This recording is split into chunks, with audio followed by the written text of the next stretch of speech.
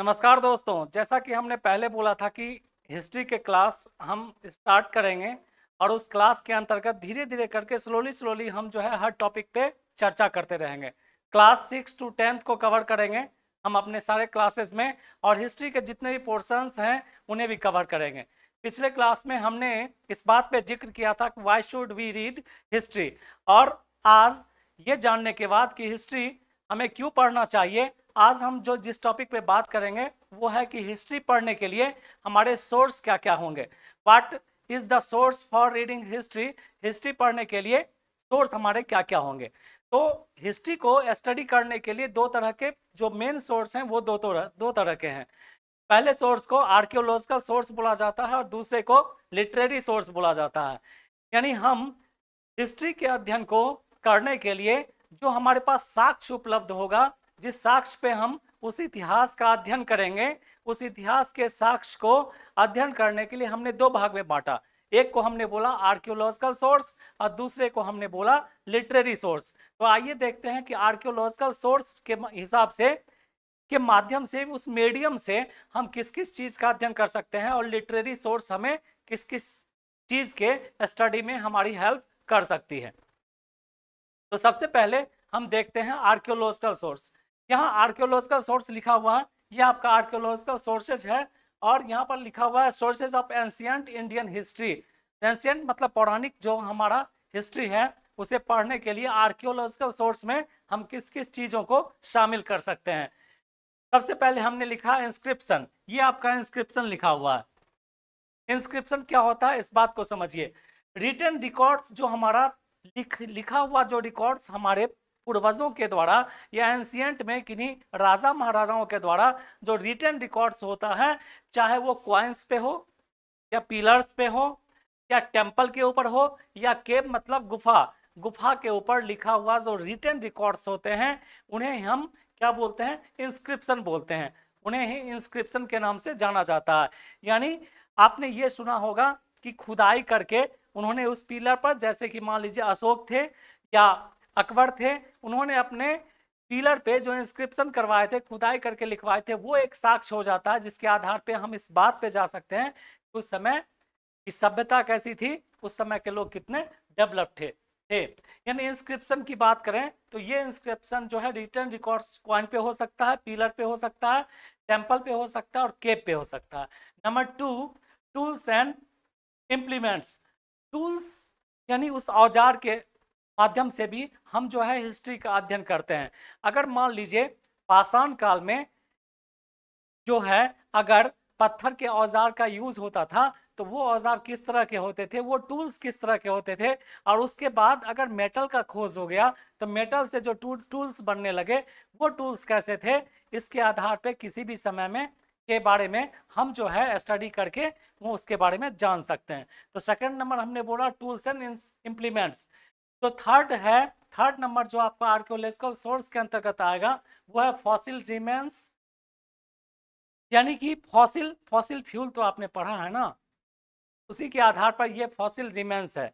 इसमें उस समय जैसे किसी कहीं पर भी अगर प्लांट्स हो, कोई एनिमल्स हो या ह्यूमन बीइंग्स हो, अगर उन्हें सुरक्षित दफना दिया गया तो ऐसा माना जाता है कि सालों साल, लगभग हजारों साल के बाद भी उनका जो बॉडी है वो खराब नहीं होता है। खराब होने का सेंस, उसे इस तरह से रखा जाता है कि कुछ ना कुछ उसके बारे में देखने से पता चल सके।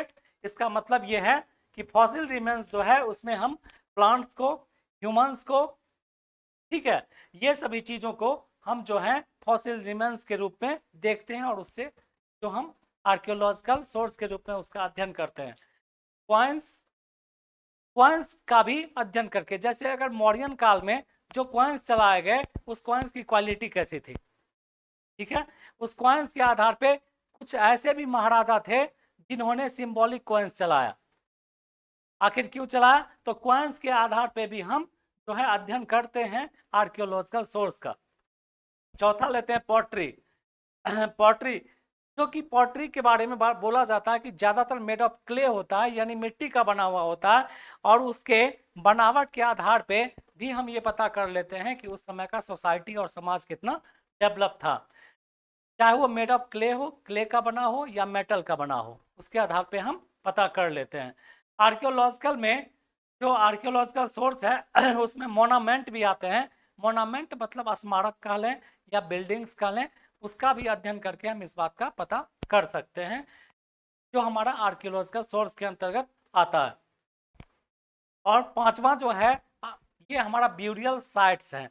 ब्यूरियल साइट्स के अंतर्गत साइट्स ऑफ कई सारे, जैसे नालंदा का साइट था या तक्षशिला का साइट था, तो हम उसके आधार पर भी हम पता कर सकते हैं कि उस समय का कैसा स्थिति होगा। अगर नालंदा में अगर 300 से अधिक कमरे थे और हर कमरा छोटा छोटा साइज का था, जिसमें 4 स्टूडेंट को बैठाया जाता था, जिनके बैठने की जगह नीचे थी और उनके टीचर के बैठने के लिए एक चबूतरा ऊपर बना हुआ था, उसके आधार पे भी हम जो है पता करते हैं। ये हमारा जो है आर्कियोलॉजिकल सोर्स है।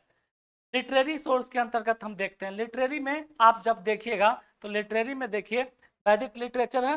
वैदिक लिटरेचर पुराण एपिक्स आते हैं, जैन एंड बुद्धिस्ट लिटरेचर आता है, संगम लिटरेचर आता है, अदर लिटरेचर है।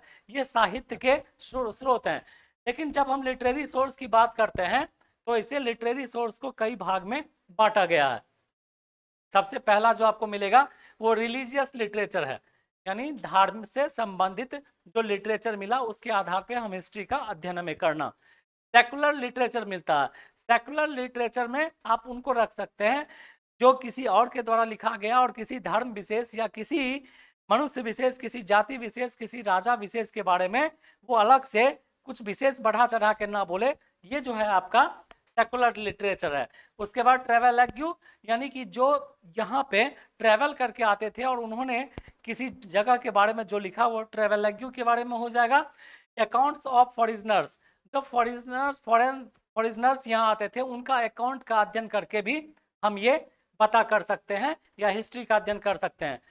क्रॉनिकल्स, क्रॉनिकल्स बोला जाता है जो सिलसिलेवार तरीके से, क्रमबद्ध तरीके से कोई लिखा हुआ अगर हमें रिटर्न मिल जाए सिलसिलेवार और क्रमबद्ध तरीके से, उसे क्रॉनिकल्स बोला जाता था।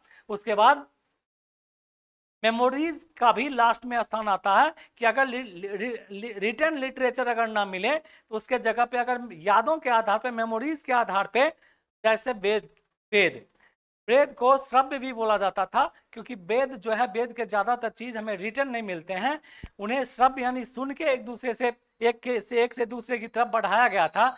इसलिए यहाँ हम जो है सो लास्ट में रखें मेमोरीज, और इसके आधार पे हम जो है हिस्ट्री का अध्ययन करते हैं। और ये 2 सोर्स हुआ हमारा, एक हो गया आर्कियोलॉजिकल सोर्स और दूसरा हो गया लिटरेरी सोर्स। अब इसके आगे फिर हम अगले क्लास में डिस्कस करेंगे इसके आगे हमें क्या पढ़ना है, और हम आपको बताएंगे हिस्ट्री में इसके एंशियंट हिस्ट्री से अगले पोर्शन के बारे में। तब तक के लिए थैंक यू।